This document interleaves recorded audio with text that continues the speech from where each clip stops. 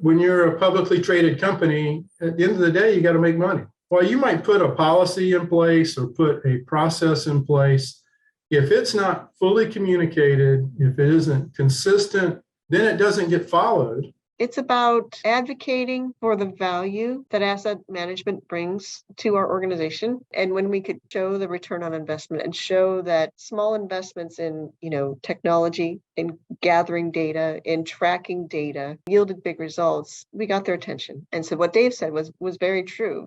In my experience, getting to that adoption is the hardest part. And once you get there, it's like smooth sailing, but it is a journey and you have to keep after it.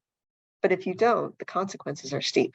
We don't want to be ambulance chasers. We don't want to be negative. But it seems to be that a stoplight does not get put up until there's an accident.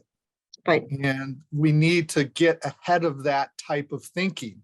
So some of the outcomes that the ALN is looking for is a change in leadership attitude to not be reactive, but to be proactive. Well, how do people get started on doing this? Something has to really go wrong. Yeah, well, that's a common way. The oh heck moment.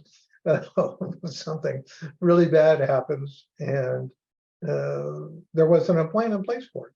And asset management, provides those sort of plans or mechanisms to organize, to know what you have and to know what's important. But it's to tie it back to the vision.